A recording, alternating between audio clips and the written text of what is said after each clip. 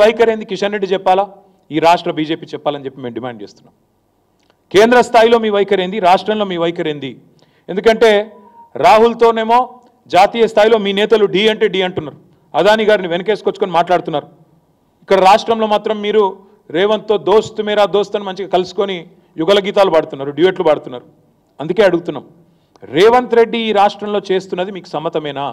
అదాని విషయంలో ఈ విషయంలో మీ వైఖరి చెప్పాలని చెప్పి మేము అడుగుతా ఉన్నాం. ఇంకొక మాట కూడా చివరిగా బీజేపీ పార్టీని మేము అడుగుతా ఉన్నాం. అదాని విషయంలో ఇవాళ చాలా స్పష్టంగా భారతదేశం మొత్తం చూస్తూ ఉంది. జాతీయ పార్టీలు రెండు కూడా ఒకటే వైఖరితో ఉన్నట్టుగా కనబడతా ఉంది. దాదాపుగా పైకి ఏం చెప్పినా లోపల మాత్రం ఒకటే అన్నట్టుగా కనబడతా ఉంది. మేము ఇక్కడ రామన్నపేటలో అదాని గారి సిమెంట్ పరిశ్రమ వస్తున్నదని చెప్పి మరి ప్రజాభిప్రాయ సేకరణ పెడితే అన్ని పార్టీలు, కమ్యూనిస్ట్ పార్టీలు, బీఆర్ఎస్ పార్టీ, ప్రజా సంఘాలు, ప్రజలు, స్థానికంగా ఉండే విద్యార్థులు అందరూ ఉద్యమించినారు. తప్పకుండా ఇది రావద్దని కోరినారు.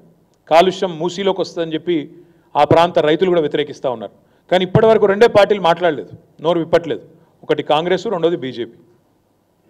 అందుకే మేము అనేది, తెలంగాణ ప్రయోజనాల విషయంలో ఎన్నటికైనా రాజీ లేకుండా పొట్లాడేది, రాజీ లేకుండా మాట్లాడేది, రాజీ లేకుండా పోరాటం చేసేది, ఎక్కడికైనా పోయేది ఒక్క టీఆర్ఎస్ మాత్రమే, ఒక్క బీఆర్ఎస్ మాత్రమే, ఒక కేసీఆర్ మాత్రమే, కేసీఆర్ సైన్యం మాత్రమే. అందుకే తెలంగాణ ప్రజలకు కూడా విజ్ఞప్తి చేస్తూ ఉన్నాం, మీరు కూడా ఆలోచించండి. ఈ అదాని వ్యవహారంతో వీళ్ళిద్దరి మధ్యన ఉన్న బంధం మరొక్కసారి బయటపడ్డది.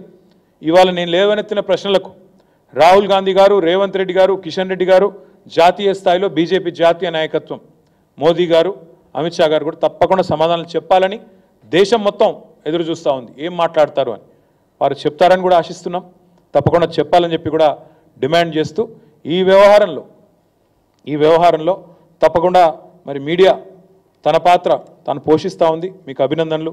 తప్పకుండా మిమ్మల్ని కూడా నేను కోరుతా ఉన్నాను, ఈ వ్యవహారాన్ని ఇప్పుడు మేము లేవనెత్తిన ప్రశ్నలని ముఖ్యమంత్రి గారిని, రాహుల్ గాంధీని దయచేసి అడగండి, ప్రశ్నలు అడగండి, వారి వైఖరి చెప్పమనండి.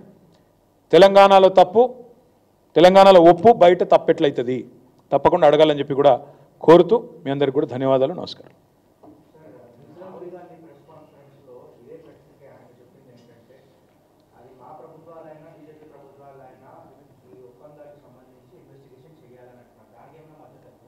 నేను ఒకటే అంటున్నా బ్రదర్, కెన్యా లాంటి చిన్న దేశం ఈ వార్త రాగానే మొత్తం తన ఒప్పందాలన్నీ రద్దు చేసుకుంది. ఇప్పుడేం చెప్పాను కదా, ఏ రంగాల్లో రద్దు చేసుకుంది, మళ్ళీ చెప్పమంటే చెప్తా. మొత్తంగా ఒకటి రెండు కాదు, దాదాపు మొత్తం వారికి ఉన్న ఒప్పందాలు అన్ని డిపార్ట్మెంట్స్ అన్నీ కూడా రద్దు చేసుకున్నారు. మరి ఇక్కడ నేను అడుగుతా ఉన్నా, అంటే ఒకటి కాదు రెండు కాదు, విద్యుత్ పంపిణీ, ఎయిర్పోర్ట్లు, తర్వాత అక్కడ ట్రాన్స్పోర్టు, పెట్రోలియము, వాటి కింద పనిచేసే ఏజెన్సీలు, Kenya has cancelled all contracts. Why is the same not being done? If Rahul is sincere, Rahul Gandhi is sincere in what he says, what he demands, why is he not asking his chief minister to cancel all the MOUs with Mr. Adani and his company? That's the question he needs to answer. And why is his government accepting 100 crores as donation when Rahul Gandhi himself in Maharashtra says, koi paise aise nahi de deta, 30-40 crore कोई ऐसे ही नहीं देता. इसलिए हम पूछ रहे हैं राहुल जी से, अगर 30-40 करोड़ कोई ऐसे ही नहीं देता तो 100 करोड़ क्या ऐसे ही दे दिया? दिल की अच्छाई, दिल की गहराइयों से क्या रेवंत रेड्डी के लिए उनके कोई अलग सा मोहब्बत है क्या उनके दिल में? तो इसलिए हम पूछते हैं राहुल जी से, आपकी अगर नेशनल पार्टी है तो नेशनल स्टैंड होना चाहिए. महाराष्ट्र में कुछ बोलो, यहाँ के कुछ और बोलो, ये सही नहीं है. और दूसरी बात, यहाँ के जो चीफ मिनिस्टर है रेवंत रेड्डी, महाराष्ट्र जाते हैं इलेक्शन के दरमियान, इलेक्शन के दौरान वहाँ जाते हैं, वहाँ कहते हैं कि एक बहुत बड़ा चोर गुजरात से आके आपका 1 लाख करोड़ वाला जमीन दारावी का चोरी करने की, हड़पने की कोशिश कर रहा है. अगर आपको अदानी अगर बहुत बड़ा चोर लगता है महाराष्ट्र में, क्या बॉर्डर पार करते ही तेलंगाना में आते ही बहुत अच्छा कैसे लगने लगा? ये हमें नहीं समझ आता. तो इसीलिए हम जवाब मांग रहे हैं.